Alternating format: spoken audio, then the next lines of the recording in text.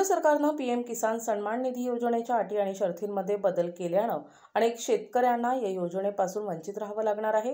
परिणामी या योजनेचा उद्देश शेतकऱ्यांच्या हिताचा होता की केवळ निवडणुकीपुरता गाजावाजा करण्यासाठी होता, असा सवाल सोशल ॲक्टिव्हिस्ट कॉम्रेड दलित पॅन्थर सचिन मनवर आणि प्राध्यापक पंढरी पाठे यांनी सरकारला केला आहे।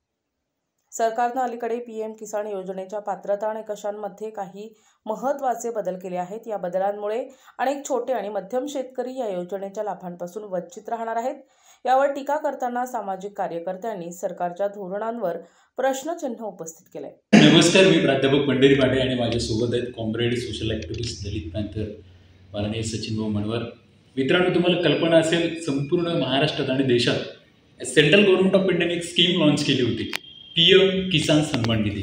आता रिसेंटली काय व्हायला त्याच्यामध्ये प्रॉब्लेम असं झाला की central government of India under the department of agriculture यांचं असं म्हणणं आहे की त्या स्कीममध्ये काही त्यांनी नवीन नियम आणि अटी लावलेले आहेत। या जाचक नियम आणि अटी शेतकऱ्यांना त्रास देत आहेत। म्हणजे एका कुटुंबातील जर 3 लोक या स्कीममध्ये लाभार्थी असतील, एका कुटुंबातील 3 लोक जर या स्कीममध्ये लाभार्थी असतील, तर आता रिसेंटली नव्यानं जे काही नॉर्म्स सेंट्रल गव्हर्नमेंट ऑफ इंडियानी स्टेट ऑफ महाराष्ट्रामध्ये क्रिएट केलेली आहे, त्या नॉर्म्समध्ये शेतकरी बसत नाही आहेत आणि या सगळ्या नियमांचा अटींचा शेतकऱ्यांना 100% त्रास होणार, याच्यामध्ये कुठलीही शंका नाही आहे।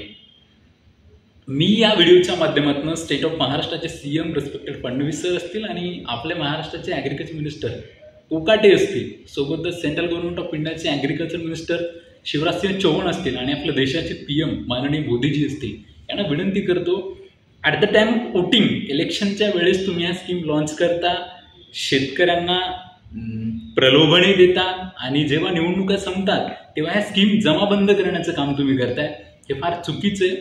संपूर्ण देशात बहुमताने तुमचं सरकार स्थापन झालं, याच्या मागचं प्रमुख कारण फक्त आणि फक्त शेतकरी आहे आणि या शेतकऱ्यांवरती या पद्धतीचा अन्याय होणार असेल तर खरंच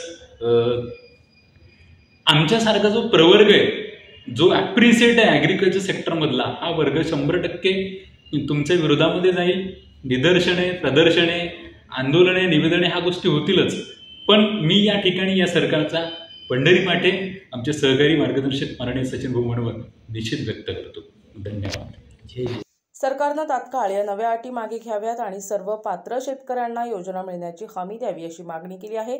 सरकार यावर काय भूमिका घेतं आणि सरकारच्या आक्रोशाला आणि शेतकऱ्यांच्या आक्रोशाला प्रतिसाद देते का, हे पाहणं महत्त्वाचं ठरेल। प्रतिनिधी कलीम खान, NTV न्यूज मराठी, यवतमाळ।